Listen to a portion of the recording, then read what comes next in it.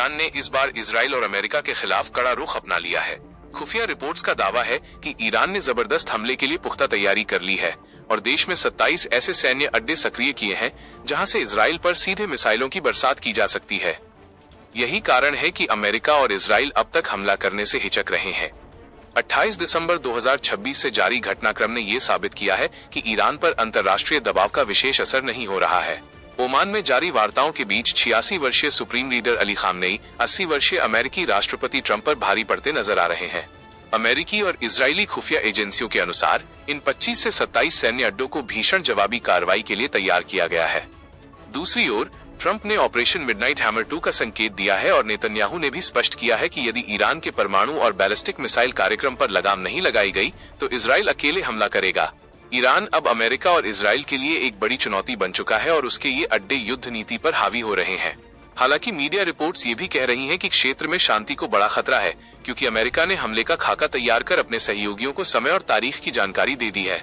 अमेरिकी विमान वाहक पोत USS अब्राहम लिंकन ईरान से महज 200 किलोमीटर की दूरी पर है।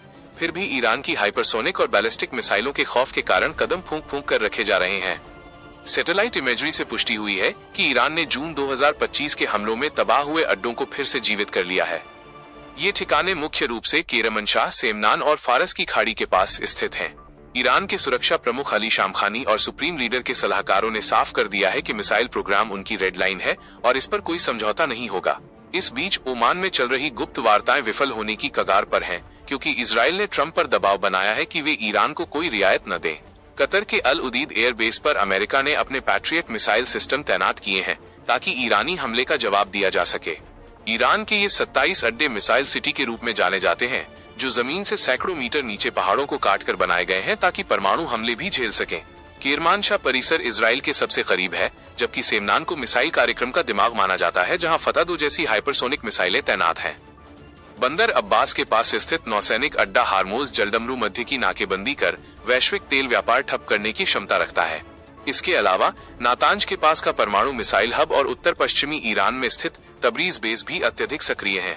इन अड्डों पर मिसाइल मैगजीन सिस्टम यानी ऑटोमेटेड रेल तकनीक का इस्तेमाल हो रहा है, जिससे मिसाइलों को टनल से बाहर निकालकर फायर करना और तुरंत छुपाना आसान हो गया है। ईरान की टॉप लीडरशिप अब करो या मरो की स्थिति में दिख रही है। जो ट्रंप पहले प्रदर्शनकारियों की मदद के दावे कर रहे थे, वे अब तक सीधी सैन्य कार्रवाई से बचते दिखे हैं। 100 घंटों से समुद्र में तैनात अब्राहम लिंकन को अब तक हमले के आदेश नहीं मिले हैं। वहीं खामनेई ने तेहरान में सार्वजनिक रूप से अपनी मौजूदगी दर्ज कराकर उन दावों को खारिज कर दिया है कि वे बंकर में छिपे हैं।